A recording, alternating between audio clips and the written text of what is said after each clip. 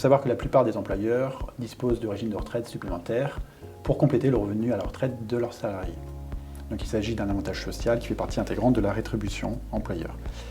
Alors il existe deux grandes familles de régimes de retraite supplémentaires. Les régimes à prestations définies, sur lesquels l'employeur s'engage sur un revenu à la retraite et constitue pour cela des provisions, et les régimes à cotisation définie, sur lesquels l'employeur s'engage sur le niveau de cotisation tant que le salarié travaille pour lui.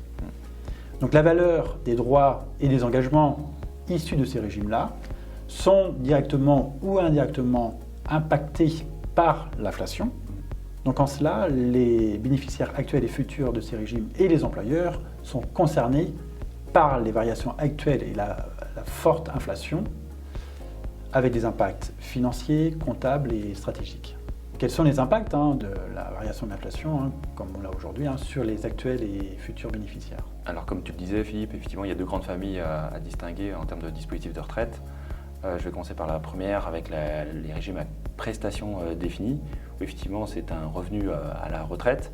Donc concernant les futurs bénéficiaires, effectivement ce revenu va être dépendant du salaire et donc mécaniquement de l'inflation.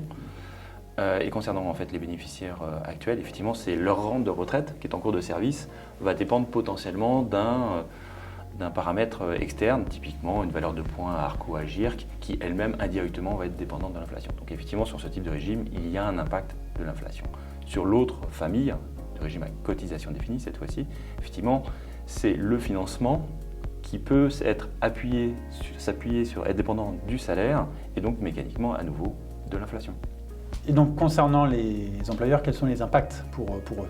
Je reprends les deux familles qu'on a évoquées à l'instant.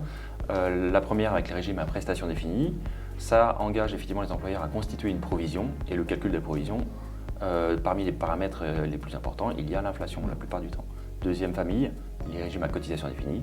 Cette fois-ci, c'est sur la partie du financement effectivement qui potentiellement peut s'appuyer sur le salaire.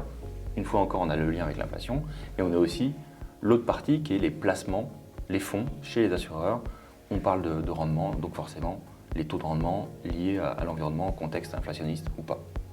Philippe, tu peux nous en dire plus peut-être sur quelles sont les solutions qui sont offertes aux employeurs?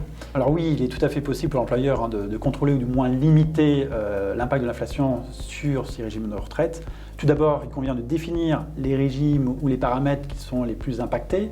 Donc généralement, on parle des régimes à prestations définies qui sont les plus sensibles, donc les transformer en régimes à cotisation définie. On parle également des règles d'indexation des rentes qui sont liées à l'inflation, donc il est possible parfois de revoir ces règles et le délier de l'inflation. Sur également la stratégie d'investissement, sur des supports qui permettent de désensibiliser par rapport aux variations de l'inflation, donc limiter les impacts financiers et comptables. Et sur les régimes à cotisation définie, on peut très bien définir des règles qui sont indépendantes des variations des salaires, comme sur le PER-O ou le PER-COL en France. Et c'est également au rôle de l'employeur